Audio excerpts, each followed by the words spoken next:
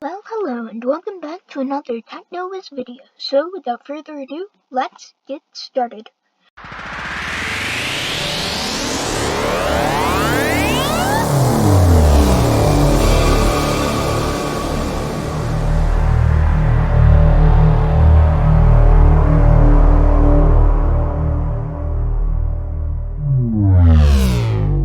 So today we are going to be doing part 3 of Astro and Rover Racing. So this is our character for today. So this is the Starling clan member, and instead of being a racer, this is actually the villain of our game. So this is kind of a racer, but you can't play as him. So today I am going to be doing mainly more UI stuff and some racetracks and stuff. So more scripts and all today. Not as much racetracks. Though I will be making a racetrack for him, but it won't be as good. I'll be doing the better part of it in the next episode.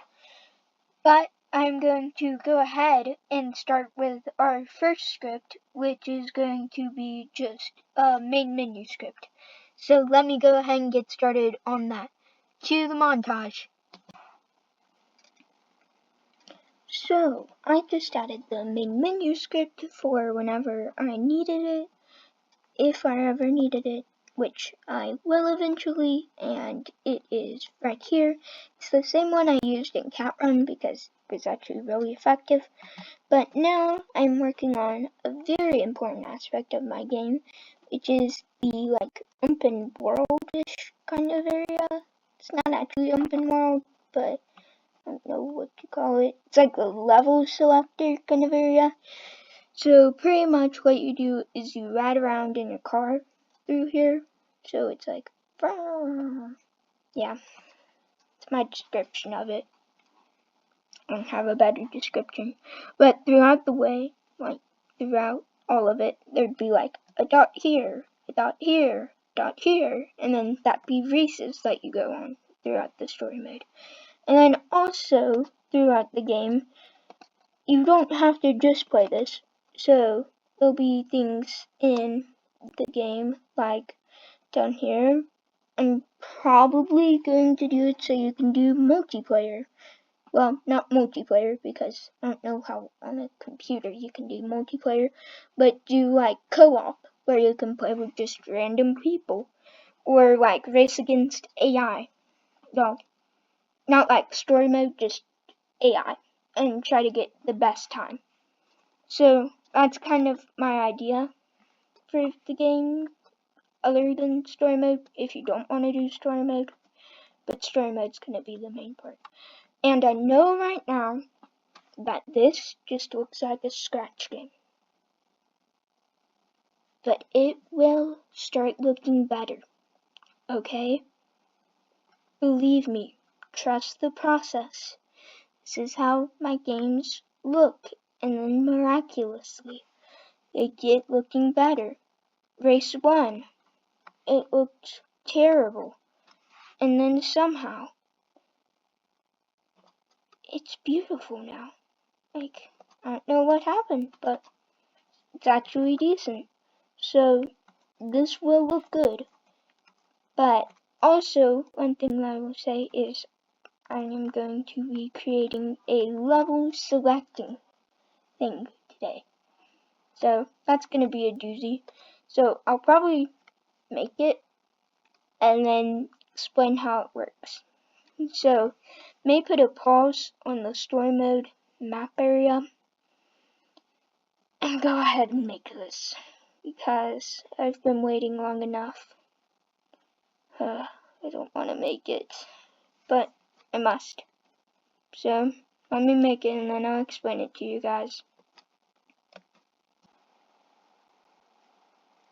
Well, I just added a very, very important script called character select. So this lets you select characters.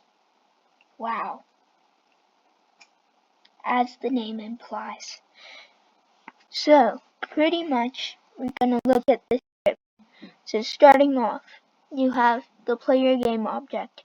So this is what you want later in the script to be set active. And this is a public game object, which is the non-player. And this is, these two brackets right here pretty much make a list. And this is not the fancy brackets, but like the box brackets, and do not put the fancy brackets because that will mess you up. So then we have the start and the update, and we don't do anything there because nothing is needed there. And then we created a custom public void so we could call upon it in Unity, and we set player to active. Well, I said that wrong. We used the set active command for player and set it true. And then here is where it gets a bit complicated. So this is pretty much saying for every object in non-player, set it false. So the wording is a bit confusing if you're looking at this, but it's not too hard if you understand it.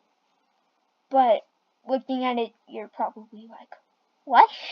So this is one reason why I want to do courses and stuff and teach people how to do game development, but I want to see if you guys want me to do that also. So, like I said last time, put yes or no in the comments. But either way, I'm still gonna explain some scripts, even if you guys don't want me to. So, guys are gonna just. But I had a demonstration here, but I kind of deleted it, so I was kind of stupid. But what can you do? I'm not that smart. So, I will do a bit more, but I think that's probably gonna wrap it up. I may finish the path and decorate it a bit more, but it's getting kind of late, and I really honestly didn't do that much Unity this weekend, and I'm kind of sorry because this video is kind of underwhelming. But I did figure out a lot of things like how to texture and Blender, and I know that there's like the Starling is not textured. That's because I don't know how to export a textured model. So I have to figure that out. But then I figured out how to select characters, and also I'll explain it a bit more. So instead of on these, this will become like for Astro and Rover. How I've been setting them up is if you look at Rover, he was just like the model. He didn't have like the car or anything set up, and I did that for a reason. So he is actually going to go inside of Rover. Oh, going to go inside of Rover. And you're probably like, what? But that makes it so it's one game object that you have to place. It's so much easier when you're setting things false. You just set things false inside of one big game object. Like here, let me show you. If I were to place this, just open this, and like I could just set the untitled false in that script, and it would set this one game object false. So the power of this is very strong. So it wasn't me being lazy with Rover. Also, you have to race him. So I'd have to create two models. So I was kind of being lazy, but I was thinking ahead, okay? I was using my big brain. So, yeah. So, I think that will probably wrap it up for today's video. I'm sorry that was a bit short, but, you know, I just did it late on Sunday, so I'm sorry.